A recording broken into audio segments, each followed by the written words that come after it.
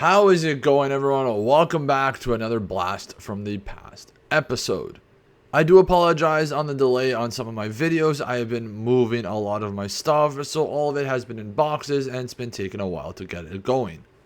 But we are back now and we are here for another video.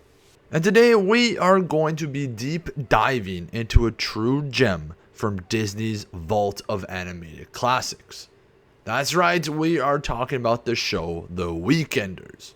If you grew up in the early 2000s, you might remember this show. But if you've never heard of it, get ready to discover one of the most relatable and underrated cartoons of this time. With that all being said, let's break down what made The Weekenders so special and why I still think it holds up to this day. So make sure, guys, to hit that subscribe button down below, hit that like button, and join the Discord to stay updated with everything on my channels. With that all being said, let's get into it.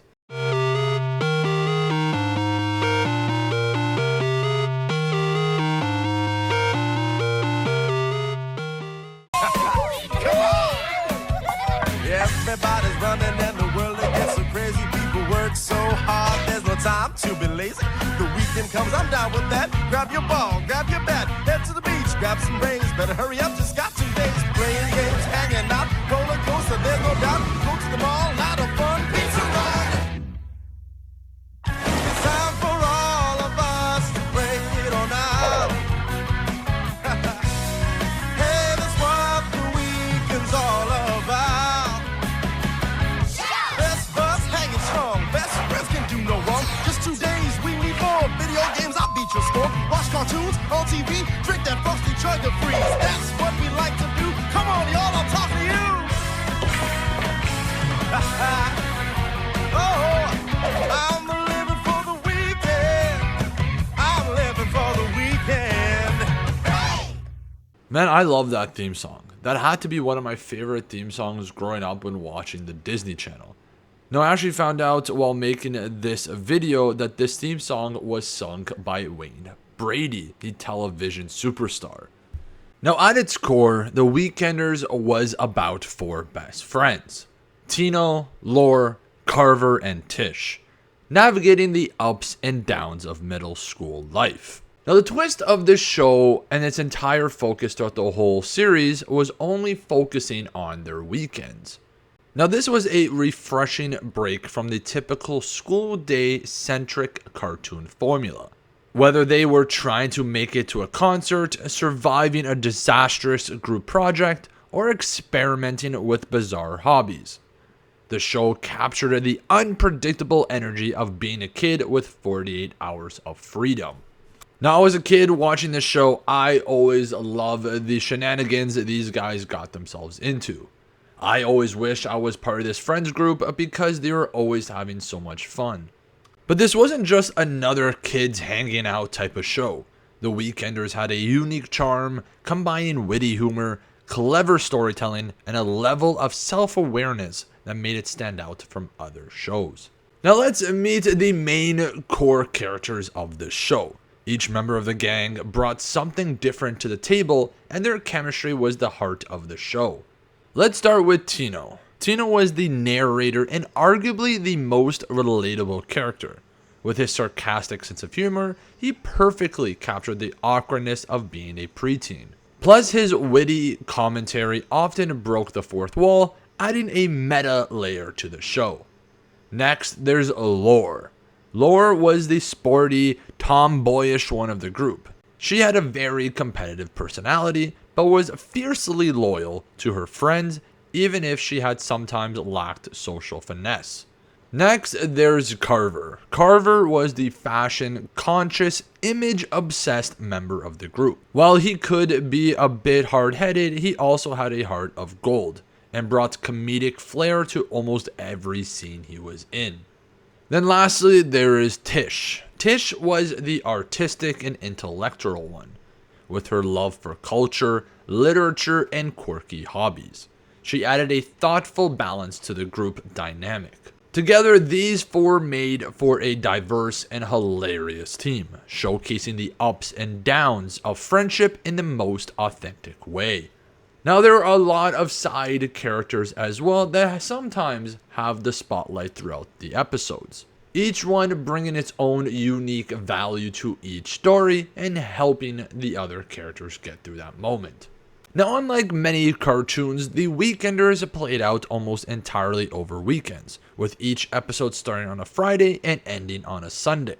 This setup not only gave the show a distinct identity, but also captured the universal feeling of trying to make the most out of those 2 precious days of freedom.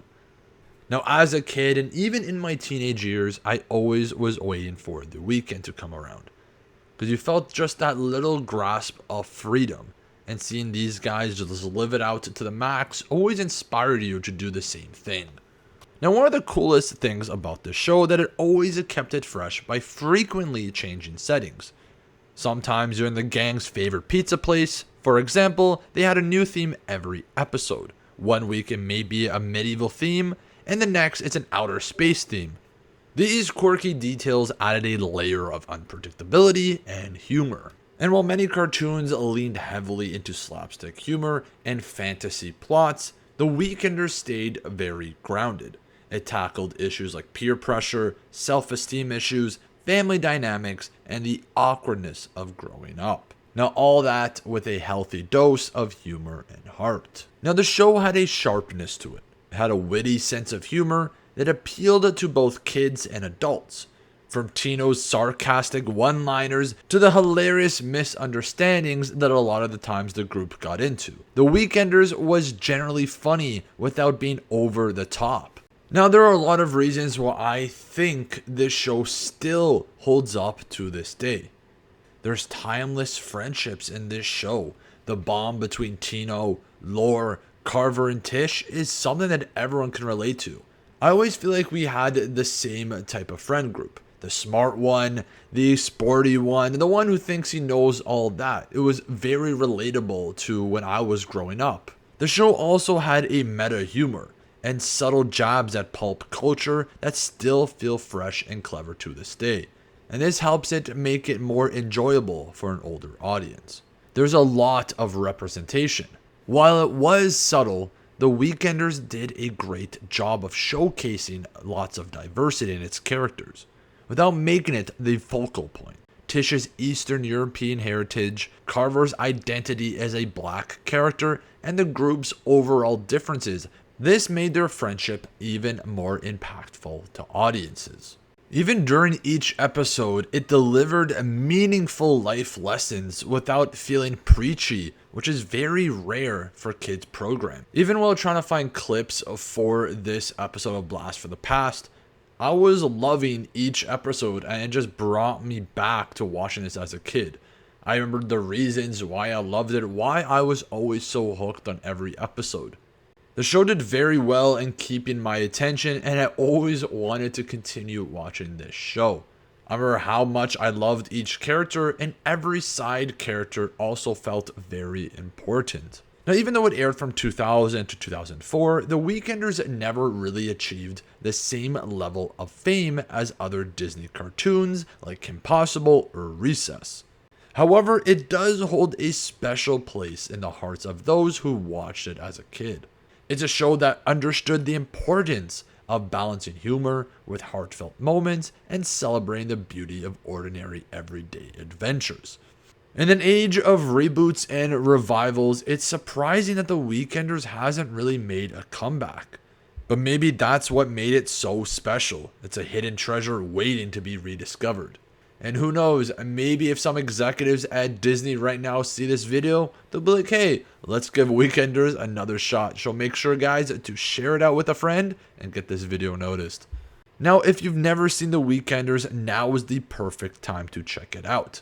If you already have and are a fan of it, let's keep the love of this show alive. Or just the relatable weekend shenanigans, The Weekenders show has everything for you. So what are your favorite memories of this show, if you have watched it before? If not, let me know. I'm going to go check it out. Let me know in the comments down below. Don't forget to like and subscribe, guys, and share this video out to a friend. Thank you guys so much for watching this episode of Blast from the Past TV, and I hope to see you guys on the next one.